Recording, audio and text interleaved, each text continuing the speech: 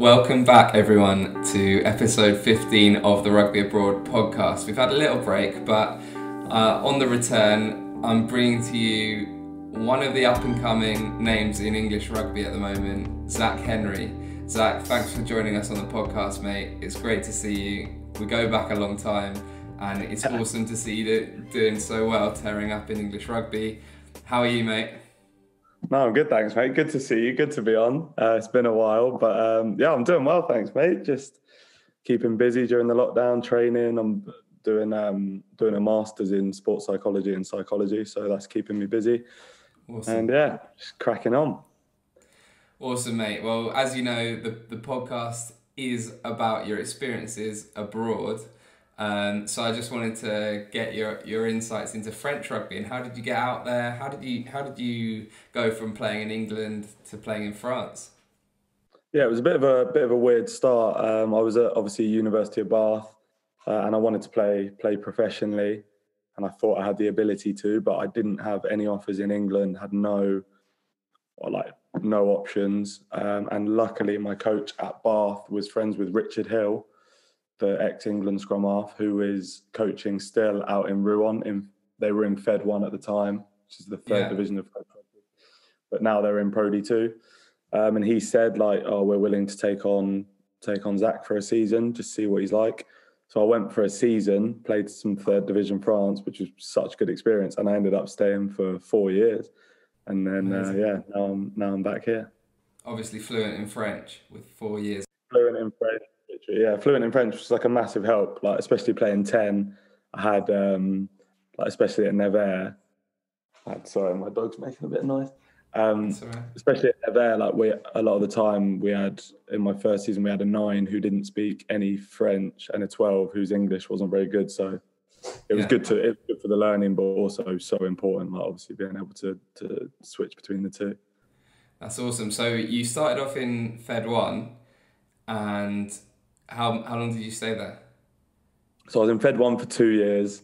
Yeah. And in the first year, we sort of won the trophy John Pratt, which was like it wasn't the pool elite at the time. It's like winning the Fed 1, but they don't get promoted or something. Yeah, winning the Fed 1, but you don't have the off-field things necessary to get promoted.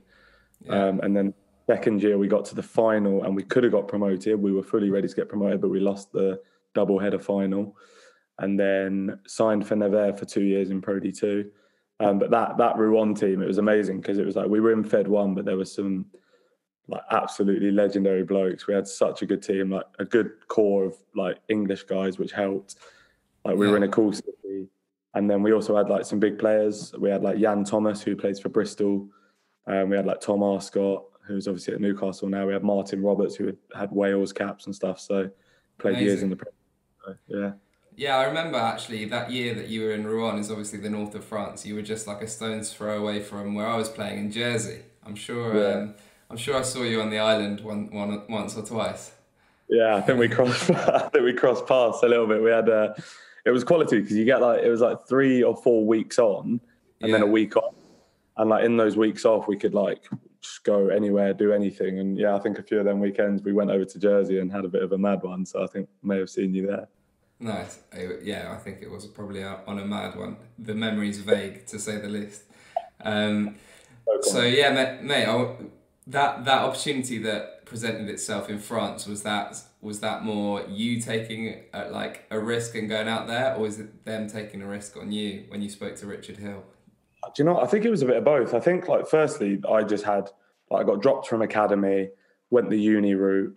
Ended up with the French route and stuff, but firstly, I couldn't be more thankful for all of that. I think it's given me such good life experiences, and I'm actually so happy with the way it panned out. But I think it was a massive risk for me. I think telling my family, who've always backed the decisions I've made, telling them I'm going to this club in Rouen, and you Googled Rouen, and there was honestly a picture of it looked like a park with 2 rugby posts. I think they were what are you doing? You want to be a professional rugby player and you're doing this. But something about it felt right, the way Richard Hill presented it to me. And at the time, he signed me as a second team. They had Luke Cousins there, who's one of my really good mates now. And they signed me as a second team 10. And it was almost like they were doing me a favour, giving me a year abroad to pardon the pun with your name of the podcast, but Well played. Well played. yeah, it was almost like they were doing me a favour, like just giving me a year out there, but ended up like playing loads and obviously like catching the eye of Pro D2 teams, and then sort of developed from there. And obviously you mentioned you had like a good group of guys. Was there some good experiences? Any great memories made, stories to tell? It was honestly, my first year out there was just absolute anarchy. Like it was, the boys were quality. We had such a good time, weekends in Jersey and stuff like that. But it was absolutely mental. There was things like we had a semi-final against, I can't remember who it was against, but like a proper big game. And for me in my career, this was huge. It was like my first bit of knockout rugby, like a semi-final to like go into the Fed One final, and we were buzzing. And Richard Hill, in classic Richard Hill fashion, had organised like a prison visit for like the game was like on a Saturday. It was like on a Wednesday we had a prison visit, and we were meant to just like chuck a ball around with the well-behaved prisoners. And Rouen prison's like, I think it's known for sort of like the worst of crimes. I think there's like bad people in there, like literally like terrorists and stuff. And we were playing this rugby and just doing a few drills with them. And then we ended up in a game of touch. And I was like, surely we're not serious here. And Richard Hill was like, go on, like crack on, it'll be fine. Like get in there, get in the mix. Yeah. And it ended up being full biff. And I'm like, I genuinely remember I've like taken the ball like out like off the 9, and one of these prisoners is flown out the line and just belted me. And we're on this rock solid AstroTurf. I've been belted. I'm like lying on the floor like, after a massive collision. And all the lads are just laughing. Richard Hill's laughing, and I'm like, this can't be serious. Like we've got a semi. But yeah, there was loads of stuff. You go back to play there? Yeah, I made it back. I made it through. And like one that I said to a few friends that I'm coming on this, and do they remember any funny stories or anything like that? And one of them that stood out was our S&C coach Owen. He was always trying to do a good job on the nutrition side of things, which obviously in France that's a tough ask. The lunches weren't exactly up to standard, but one time we came out and we had training in the afternoon, and we were eating about 45 minutes before training.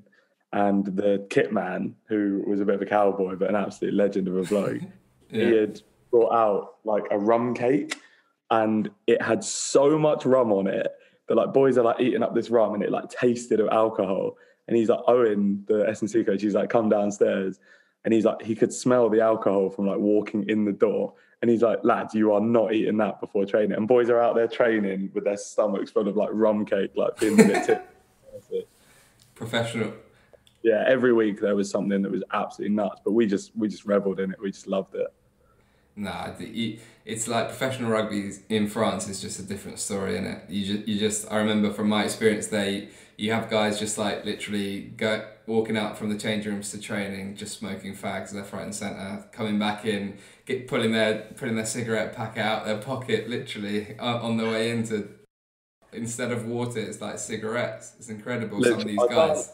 Obviously, I can't speak on top 14 because I've not played there, but Pro D2 and Fed 1, I try and explain to like some of the Leicester boys when we're having a chat and telling stories, like some of the stuff that goes on. But I feel like you have to see it to believe it. Like every day is like here in England, like being at Leicester, pretty much every week, every day, there's nothing too out of the ordinary happens. We turn up, things are proper, we train, like we leave and we play a game on the weekend, and it's all quite proper. And in France, once a week or twice a week, stuff would happen. Like you say, just like coaches offering up boys cigarettes, and then we go in people smoking with the coach, and then we go in the video room and he's pointing out how people aren't fit enough getting around the corner and stuff. And you're just like, what's happening?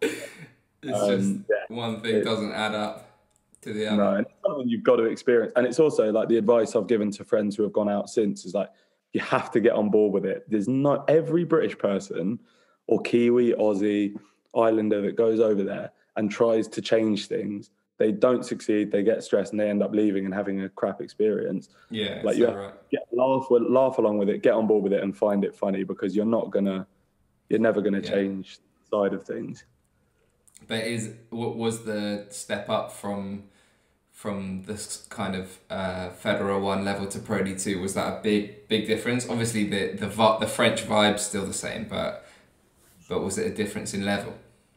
Yeah, 100%. Like Pro D2 is actually just, I think it's such a brilliant league. Like the experience is unbelievable. The training ground like we had was insane.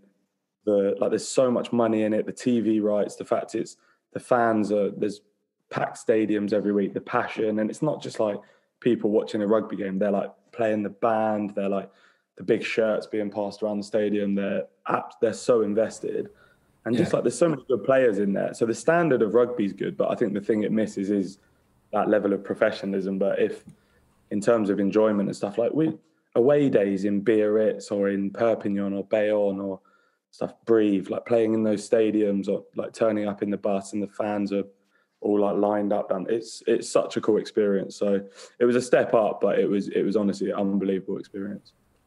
And then that step up kind of led you back home in a big circle, Yeah, to exactly. like where there wasn't a contract before when you came out of university or any kind of opportunities. You've gone a bit of a journey and gone full circle and ended up back at Leicester Tigers. How's that been? Has that been another step up, or is like you mentioned the professionality or the Yeah. professionalism of the team there? Has your Pro D2 experience led nicely into being in the Premiership?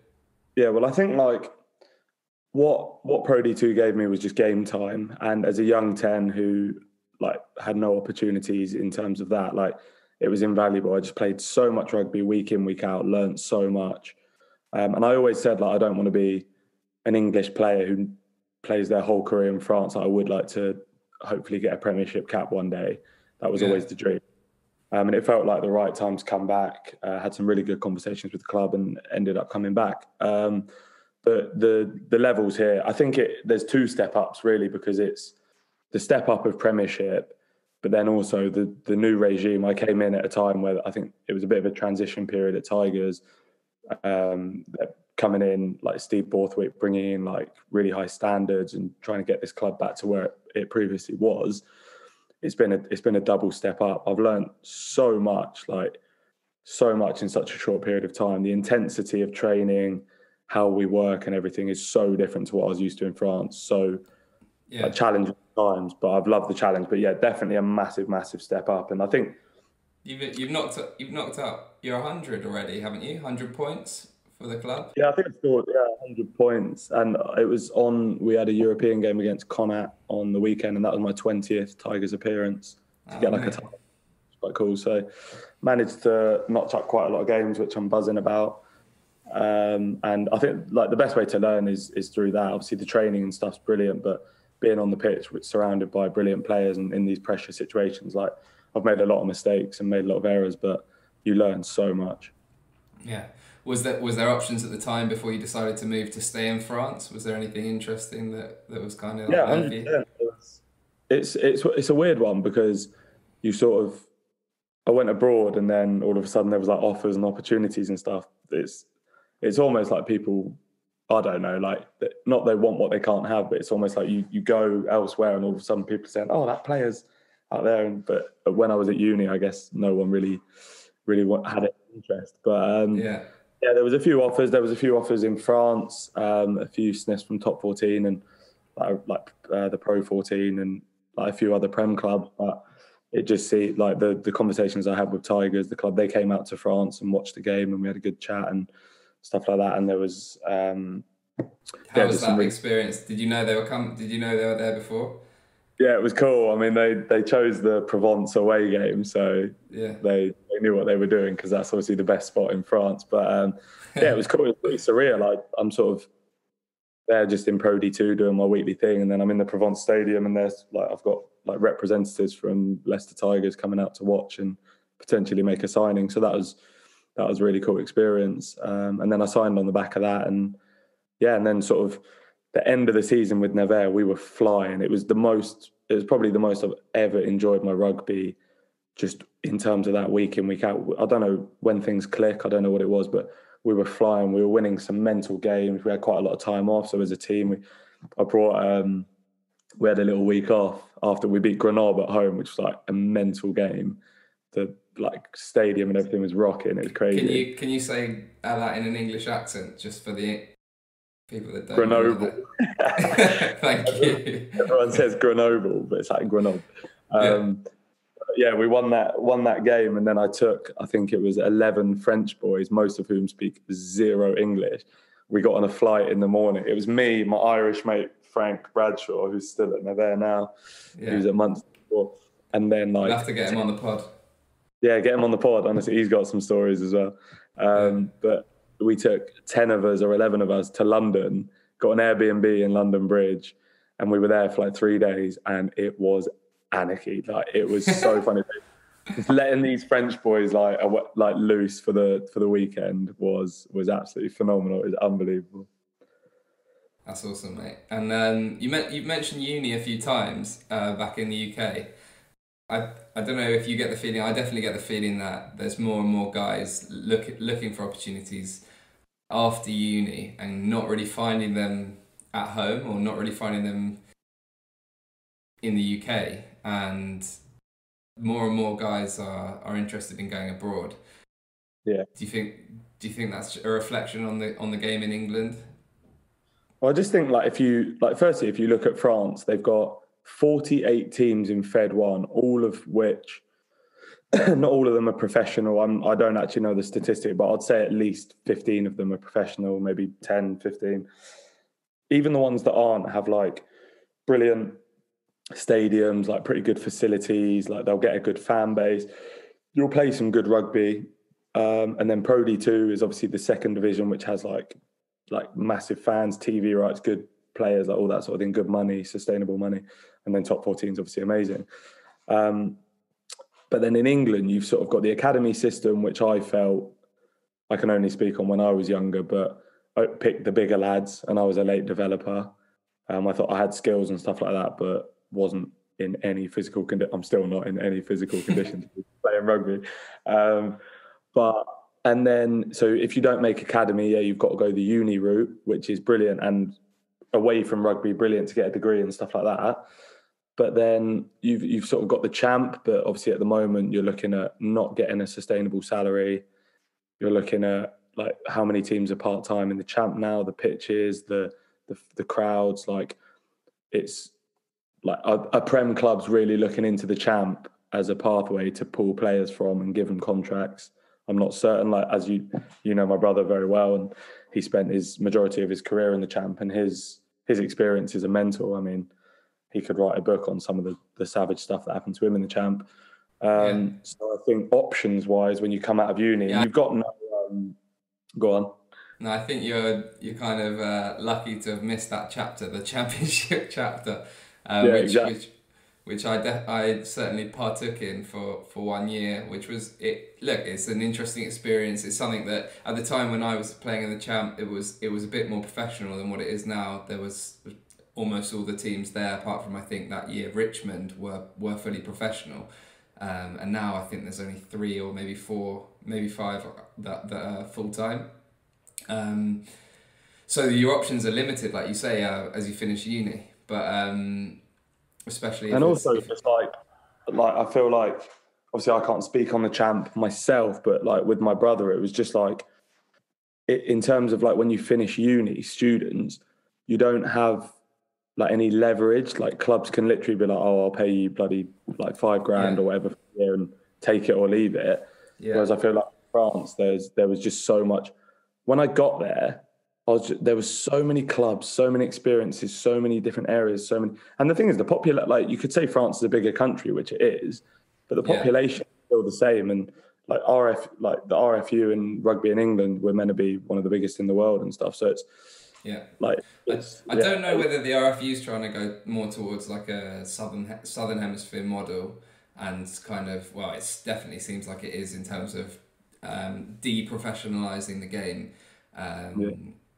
Across the board, apart from if you're at like top level, be it Premiership, you've then got like academies and universities who kind of will make up the next level of players, which will be essentially like an amateur championship.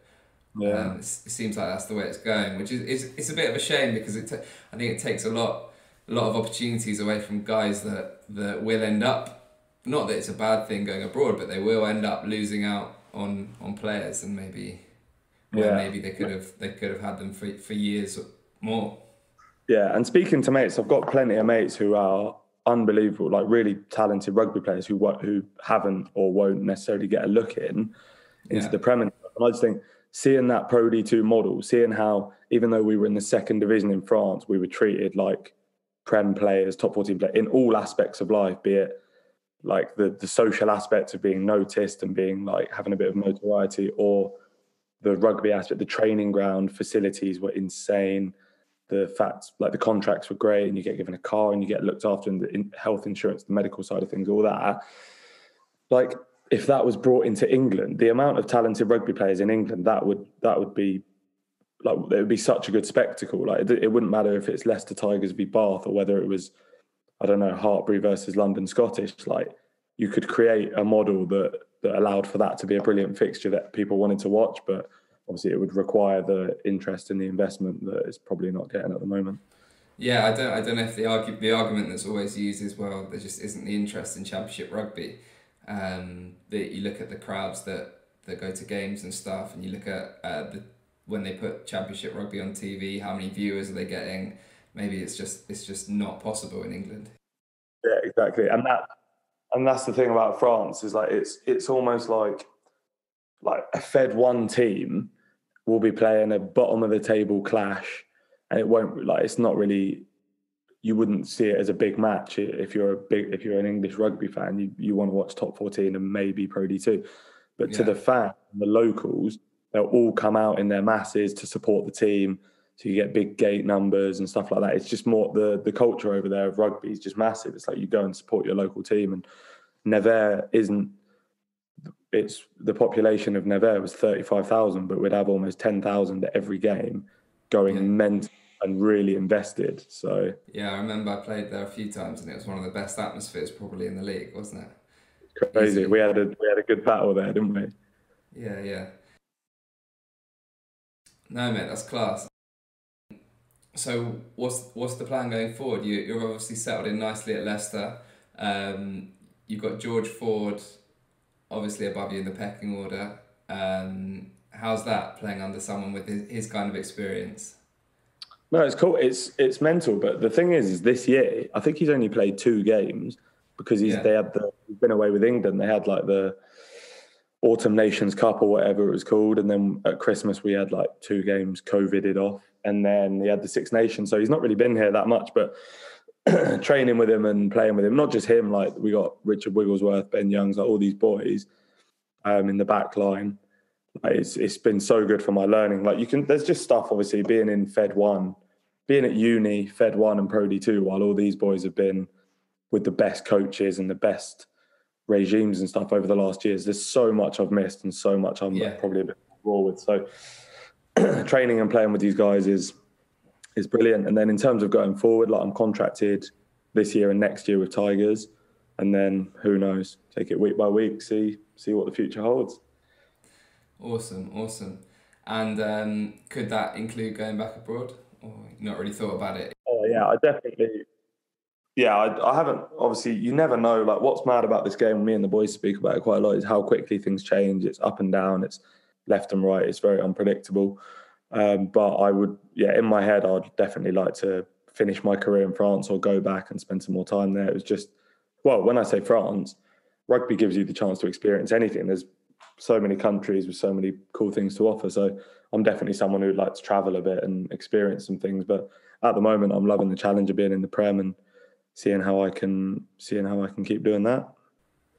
Well, mate, what would you give as advice to someone like in your position who was in a similar position to you coming out of uni, or thinking about going to uni, without any options to turn pro? That was their objective, but maybe there was something, that a sniff abroad that could lead to something special. What would you advise them? Obviously, you mentioned it was kind of a funny thing to have to say to your parents that you're going to this remote location in France. Did they stick their noses up? Would someone get that kind of reaction if they were going to their family to tell them they were off to off to like the middle of Europe or something. Yeah, yeah. Well, I think firstly is like game. The first thing I would say is game time. Like you have to get game time because there's only so much learning you can do in training. Like you learn so much from a game. Like I think one game is worth like weeks of training. And I just think so game time. So any club or anywhere that's providing you game time. I was actually talking to. I've got a mate who's been loaned out from a Prem club to a Champ club, and we were talking about it. And even that can seem like a step backwards, but it's not. It's game time. Like Yeah. it's better play rugby. Just play rugby. Soak it up. Play as much as you can. It's funny. It's funny you say that, mate. Go on. Sorry to interrupt, but I just mentioned this point that in the current situation we're in, we've got guys like that haven't played in like a year, and you Yeah, mentioned the importance of game time. We've had obviously the COVID situation, and so many leagues, good levels have been cancelled. The federal one, like that you played in, the national one in England totally canned. So guys yeah. are lacking in that area. Some remote leagues in Europe have been playing, and like where I am in Italy, we've been lucky enough to be playing this year.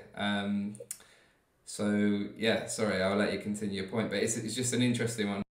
100%. Like exactly agree with you. And like get game time. Like if you're serious about a rugby career, it's just like about getting game time. But secondly, I'd say is I think a lot of people. I have it back here. People are like, "Oh, I want to go to France. Sounds amazing," and blah blah blah. But the actual jump, and understandably, the actual jump to move country, especially at 2021, when all you know is living in England or whatever, and going on holiday a few times, like it is a daunting thing. But Yeah, what, like, and at the time, it was definitely daunting for me. And like I said, like my family initially were like, "What are you doing?" And then after a few weeks there, they were sold.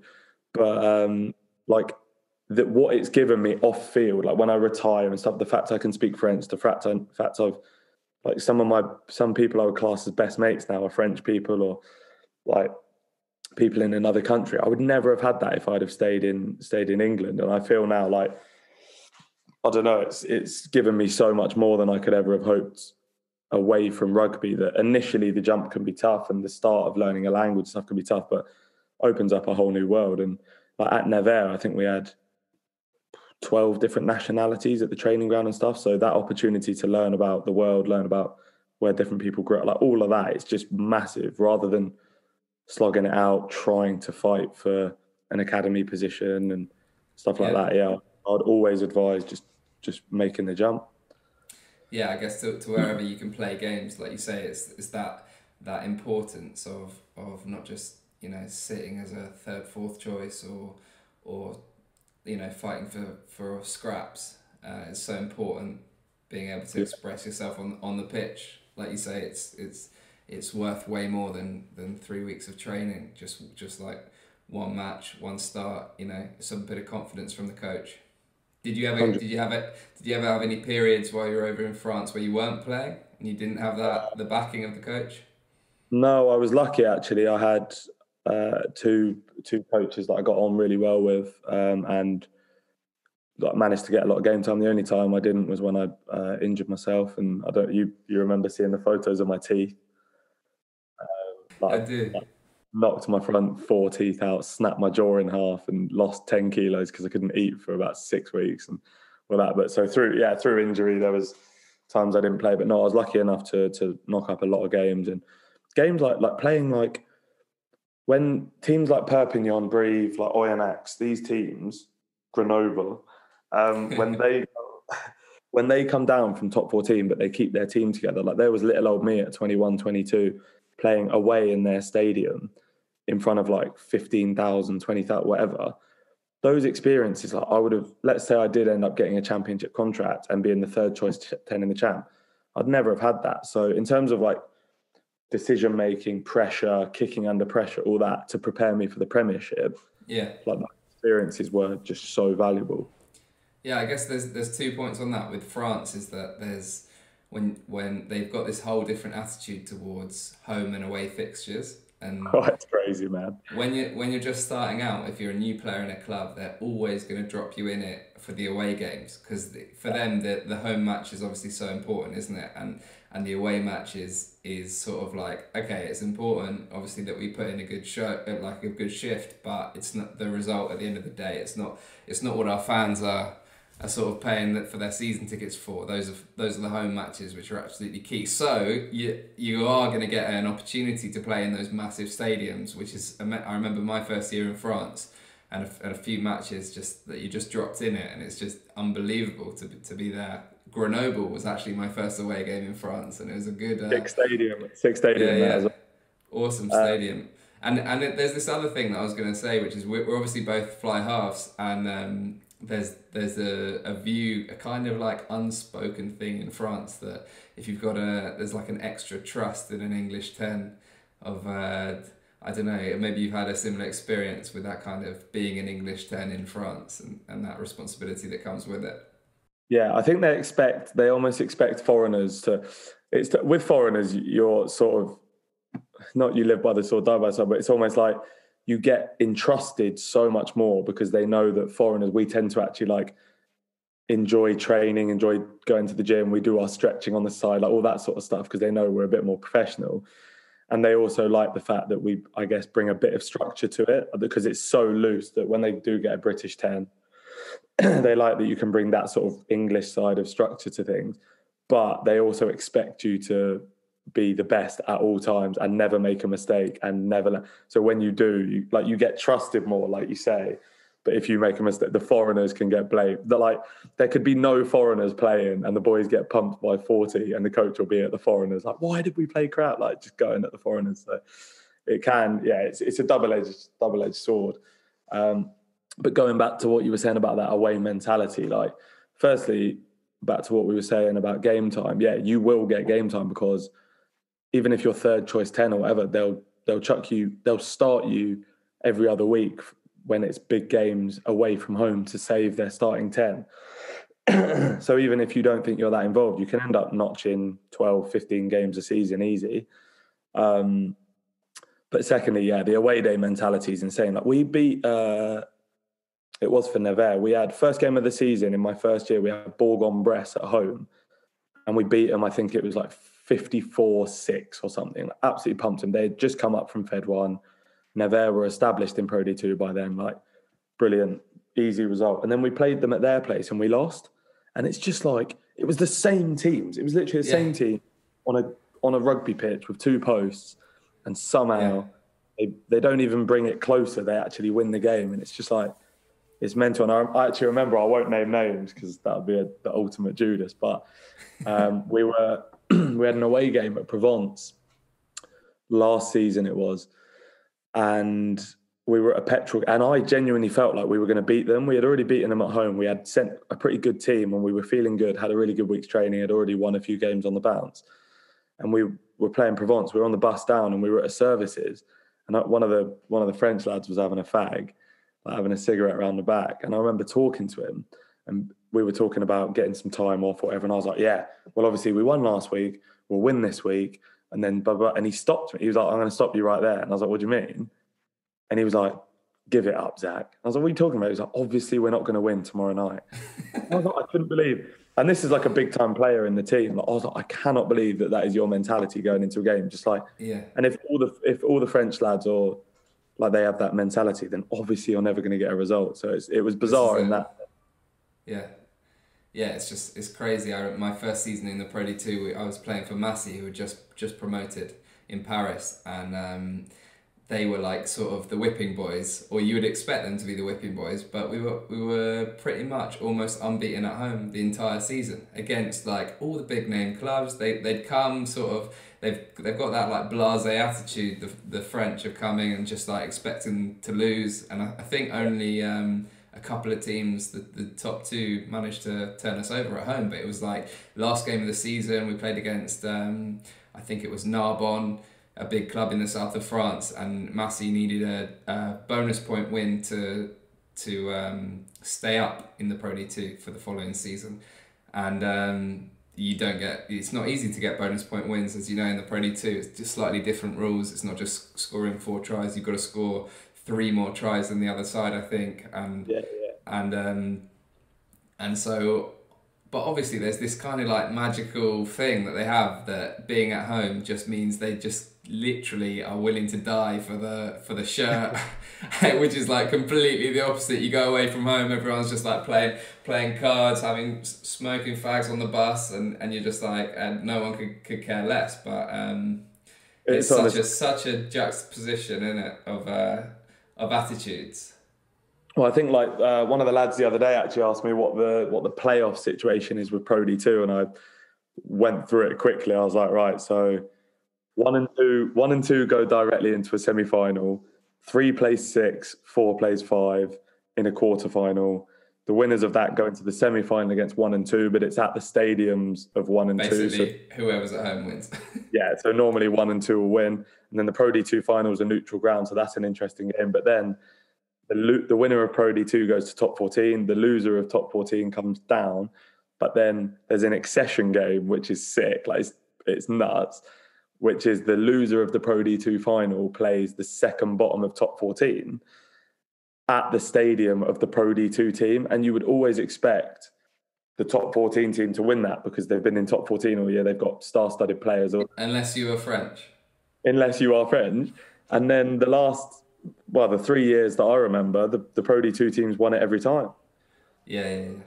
No, yeah, it's mental. Imagine that happening in England with the second bottom team of the Prem playing against the loser of the previous, when it was Championship playoff. I mean, you imagine it would be a bloodbath. Like it wouldn't factor. So yeah, that blows my mind. But talking of away days, probably my best rugby experience of all time, and he'll watch this podcast. My boy Frankie, I've got to shout him out.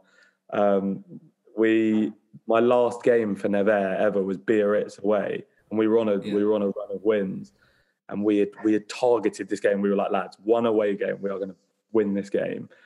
And we went down there, and we had a week off afterwards. And me and Frankie had organised to go to like stay at the W in Barcelona, because obviously we're like Biarritz, San Sebastian, Barcelona. It was going to be we had planned it all out, and we were like, if we win that game and then go and even if we lose it and go and have our little holiday, it'll be amazing.